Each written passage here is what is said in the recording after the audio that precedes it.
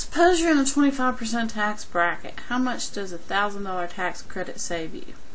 Well, this question is really about the vocabulary more than anything else. A tax credit will save you $1,000, and it doesn't matter what bracket you're in. $1,000 comes off your tax bill at the end of computing your taxes, no matter what. Now, on the other hand, if you're in a 25% bracket, how much does a $1,000 tax deductible charitable donation save you? Tax deductible does not mean the same thing as a tax credit. A tax deductible donation or anything else might not save you anything. In order to take advantage of a tax deductible donation, you have to itemize. If you don't have enough other stuff going on that makes itemizing worth it, a $1,000 tax deductible donation doesn't save you anything. Now, assuming that you itemize and assuming that you, without that $1,000, you wouldn't have gotten knocked out of the 25% tax bracket without that deduction, the most a $1,000 tax deductible donation will save you is $250 on your taxes. Now, if by your deductions and exemptions and stuff, if you got knocked down from the 25 into the 15, then a $1,000 tax deductible donation only saves you $150. If it knocks you back far enough that you're in the 10, it would save you $100. One more time though, it saves you nothing if you don't itemize your deductions. So it's very different to have something be tax deductible than tax credit. So make sure you know which one you're talking about if you're going to let that make your decision for you. Now we're talking about true costs here. The true cost is assuming, again, they itemize their deductions and they save as much as they possibly can off of their taxes. If Drew's in the 15% marginal bracket and donates $500 to charity, then he's going to deduct $500 off the top of his income. He's going to save $75 in taxes. If he pays $500 and ends up saving $75, having $75 that he would have had to pay that he didn't have to pay, then he really only, or his donation really only cost him $425 because he paid $500 but he saved $75 that he didn't have to pay. For Marianne, if she's in the 35% bracket, same idea. She would save 35% of $500 in taxes, which is $175. So if she pays $500 but saves $175 from doing it, then her true cost is really only $325. FICA, everybody's favorite four-letter friend, is money that comes out of your earned income. So if you work for a living, you pay FICA. The rates for 2013, 7.65. The rate didn't change from before, but the amount of income that you can take went up. 7.65% on more income than it was last time. If you make more than $113,700, you get a break on your FICA, and you only pay 1.45% on the additional amounts. The thing you need to know about FICA is that FICA comes in two halves. Half of it is paid by you, the employee. The other half is paid by your employer. So you pay 7.65% of your income, and your employer pays 7.65% of your income to the federal government. That's what the matching amounts listed below means. Now, if you're a self-employed individual, you pay both halves. So you pay the 7.65 for the employee and the 7.65 for the employer. So you're basically paying 15.3% taxes for FICA if you're self-employed. So FICA tax, we can ask it by itself, but we're just going to ask you everything in one big problem. 2013, Jude earned $26,000 in wages and tips. First question, calculate her FICA taxes. FICA comes off of all earned income. There's no deductions, no exemptions. If you earned it, it's taxed. So you take the entire $26,000, multiply it times 0.0765, and she pays $1,989 in FICA tax. Second question says find her total tax bill including marginal taxes. Marginal taxes are her federal income tax. So we want to find out how much of her check goes to taxes, both FICA and federal. So we got to find the federal part. Her gross income was $26,000. Her adjusted gross income is $26,000 because it doesn't say Jude has any kind of IRA. Bless her little heart.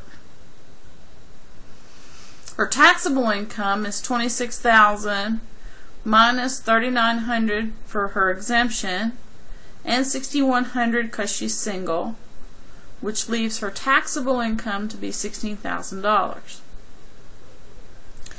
And at $16,000, she pays 10% taxes on the first $89.25, and then she pays 15% on the rest of that $16,000 minus the $89.25 she already paid taxes on. So her marginal taxes, her federal income taxes, are $1,953.75. Now after you do all that, you tend to forget the question. That wasn't even the question. The question is what's her total tax bill, including her marginal taxes. So her total tax bill is FICA plus federal, the $1,989 plus the $1,953.75. Her total tax bill is $3,942.75.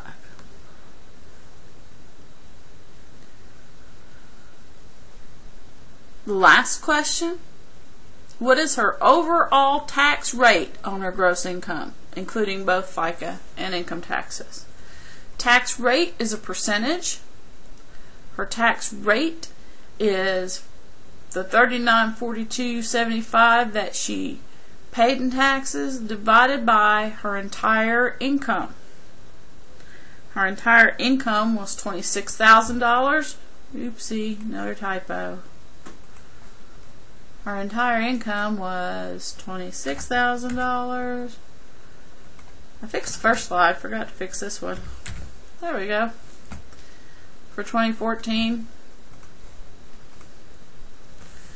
Divide, you get 0.152 as a percent is 15.2%. So her overall tax rate on her income is 15.2%.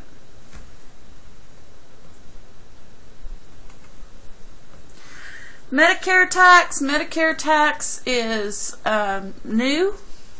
It applies to taxpayers who make a whole lot of money, above $200,000 for an individual or $250,000 for a married couple. It gives you a surcharge on ordinary income, but it also gives you a charge on most income that's not otherwise subject to FICA tax. Just like the problem we're getting ready to do now. So if you have other income, you might be subject to the Medicare tax. It just depends on how much you make. Things that you don't pay regular income taxes on, but you do pay some taxes on, is capital gains. Capital gains are essentially profits. Profits that you made on selling stuff. The stuff is usually stocks or bonds. Could be your house. Houses are different in that there's a lot of programs to get you to buy a house, you know, because it's the American dream and they want you to own property and all this. So many times, whether or not you're going to pay any capital gains taxes on the sale of your house, that's something that's negotiated with the loan and the program that you're buying a house under. So it may or may not apply there, but it definitely applies to stocks and bonds. The way this works is, if you have income from a capital gain, you look under your filing status and see where that capital gain income falls. If that capital gain income falls in the 10 or 15% tax brackets, you pay no tax on it. That's free money. That's free profit. If you look in the tax table and the amount of money that you made from capital gains falls higher than the 15% bracket, all the income in the 10 and 15% brackets are still free, and you only pay 15% on all the income that falls in the higher brackets. That's true except for the highest bracket.